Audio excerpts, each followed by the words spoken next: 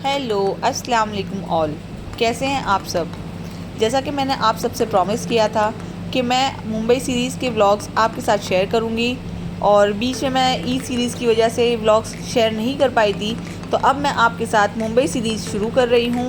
तो आप मेरे चैनल पे बने रहिए।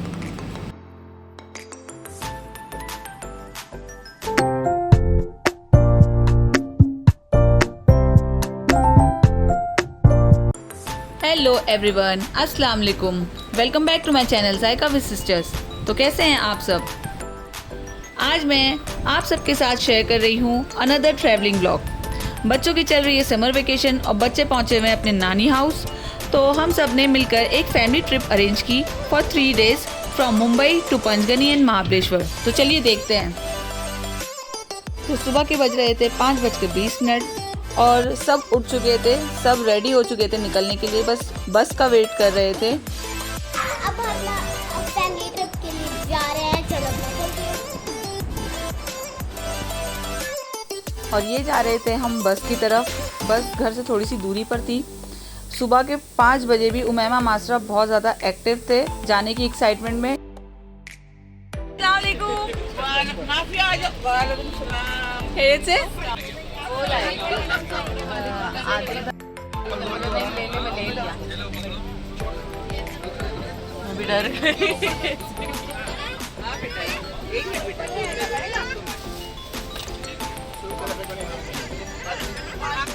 सबने अपना सामान सेट कर लिया था। निकलते हुए सनराइज़ भी हो गया था, अच्छी खासी रोशनी हो गई थी। ट्रैवलर बहुत कंफर्टेबल थी, मिनी ट्रैवलर थी और सबका सामान आसानी से सेट हो गया था। सब बहुत अच्छे से एंजॉय करते हुए जा रहे थे। सुबह सुबह के ब्यूटीफुल व्यूज़ देख के बहुत ज़्यादा फ्रेश फील हो रहा था और बहुत अच्छा लग रहा था। ये हम ईस्टर्न फ्री वे पे हैं जो मेन मुंबई को न्यू मुंबई से कनेक्ट करता है। यहाँ ट्रैफिक बिल्कुल नहीं होती, इसलिए न्यू मुंबई बहुत जल्दी पहुँच जाते हैं। ट्रैफिक वाले एरिया सारे निकल जाते हैं। ये सीधा यहाँ से कनेक्टेड ब्रिज है।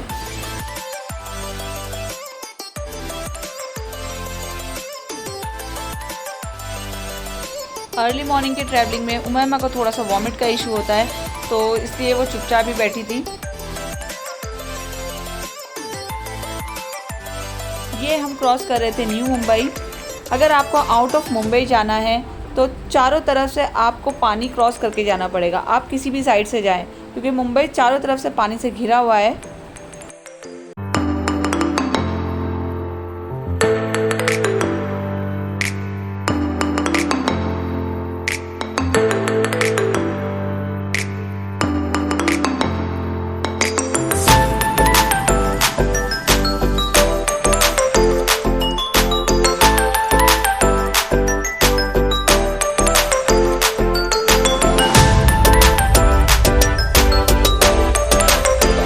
ये पहुंच चुके थे हम लोनावला।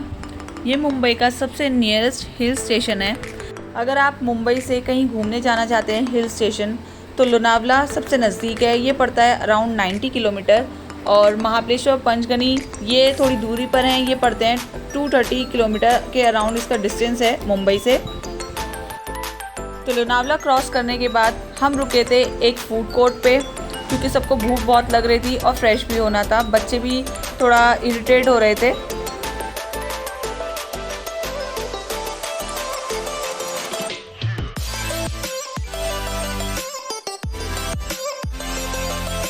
बस से उतरते ही जो हवा की फ्रेशनेस थी और ग्रीनरी जो आसपास थी, उसे देख के बहुत अच्छा फील हो रहा था। ऐसे ठंडे वेदर में गरम गरम मसाले वाली चाय पी के बहुत मज़ा आ गया। और मुंबई आए और वड़ा पाव ना खाएं तो ये तो हो ही नहीं सकता। वड़ा पाव मुंबई का one of the famous snack है और बहुत टेस्टी होता है। ये खा के बहुत मज़ा आ गया। इस वक्त बहुत भूख लग रही थी।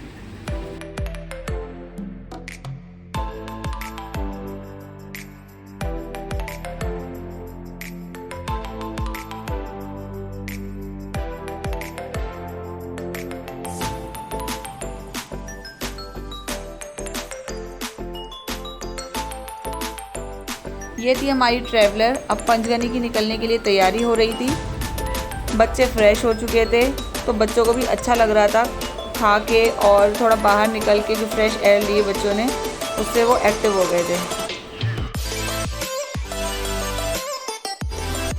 खा पी के सब में एनर्जी आ गई थी, सब बहुत एक्टिव हो गए थे। फिर यहाँ अंताक्षरी खेली और सब हंसी मजाक करते हुए जा रहे थे क्योंकि वेस्टर्न घाट्स शुरू होने वाली थी और बस में काफ़ी लोग ऐसे थे जिन्हें पहाड़ों के रास्ते पे वॉमिटिंग का इशू था, तो किसी सबको इन्वॉल्व रखना था, किसी को बोर नहीं होने देना था। सफ़र बहुत अच्छा गुजरा। ये शुरू हो चुकी थी वेस्टर्न घाट्स और उसके ब्यूटीफुल व्यूज़ भी बहुत प्यारे लग रहे थे, हवा बहुत अच्छी लग रही थी।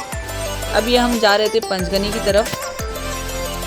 फाइनली आधे घंटे की चढ़ाई के बाद हम पहुंच चुके थे अपने विला। स्टेरी विला इसका नाम था। प्राइवेट पूल था इसमें और बहुत ही खूबसूरत विला था ये। इस विला की सारी डिटेल्स मैं आपको डिस्क्रिप्शन बॉक्स में शेयर कर दूंगी। और यहाँ आप उतार रहे थे हम अपना सामान, सारे बैग्स हम ट्रैवलर से उतार रहे थे।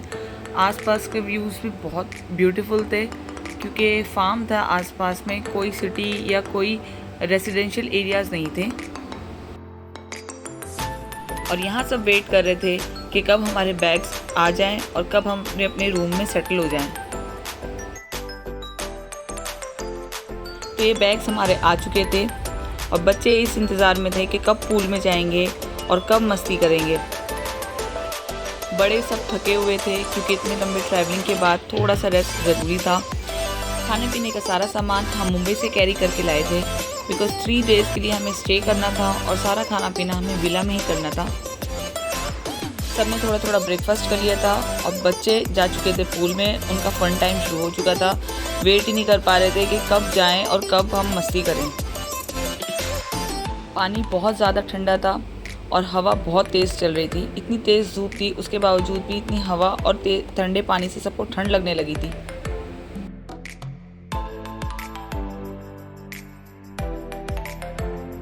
बच्चों के साथ साथ बड़े भी अपने फ़न मोड पे आ चुके थे और सब ने खूब मस्ती करनी शुरू कर दी थी।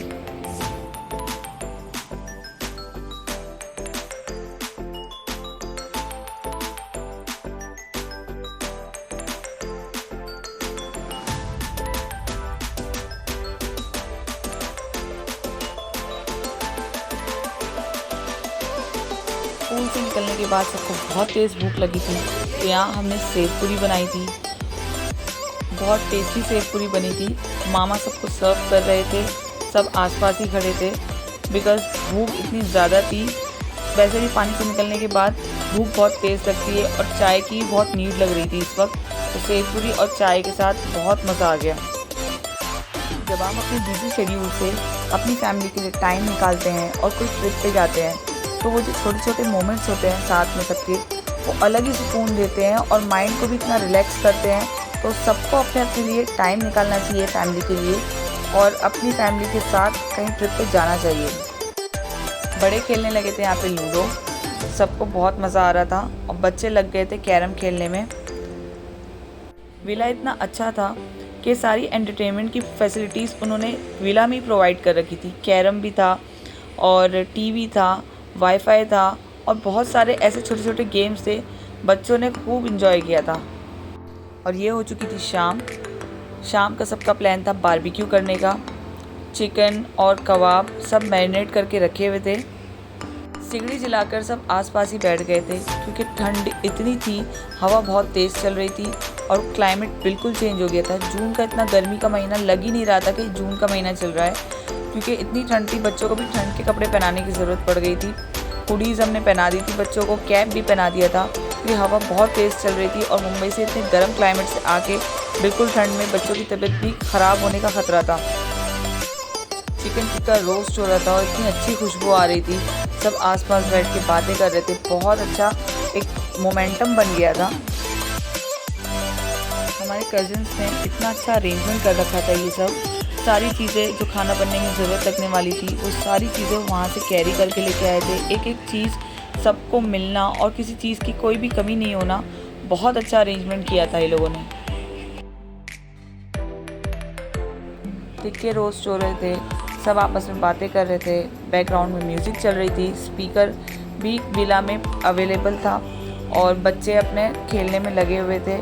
बहुत अच्छा लग रहा था सब एक दूसरे से बातें करना, इतने दिन में मिलना। मासरा को मैंने कैप पहना दी थी बिकॉज़ क्लाइमेट चेंज में इसको बहुत जल्दी फीवर हो जाता है, उसकी मुझे बहुत केयर करनी पड़ती है।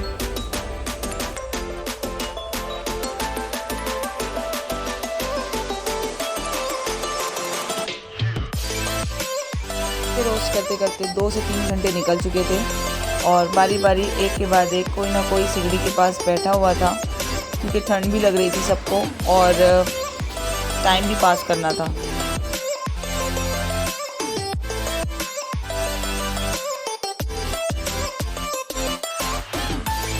अगर आपका कंटकनी विज़िट करना हो तो ये विला ज़रूर जाइएगा, एक बार ज़रूर विज़िट कीजिएगा, बिकॉज़ आसपास के फार्म्स और लोकेशन वाइज भी ये विला बहुत अच्छा था। कोई शोर शराबा नहीं था, बहुत सुकून की जगह थी।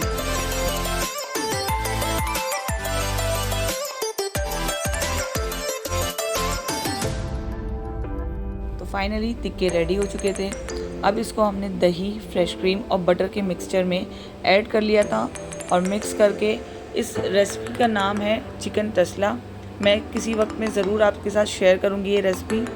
सब ने खाना खा लिया था और पूरे दिन की इतनी एक्टिविटीज़ के बाद सब थक चुके थे। अब मैं करती हूँ अपने व्लॉग का डे 1 यहीं पर एंड। मिलते हैं डे 2 के साथ। तो आपको ये वीडियो कैसी लगी मुझे कमेंट बॉक्स में ज़रूर बताइएगा and please like my video, subscribe my channel.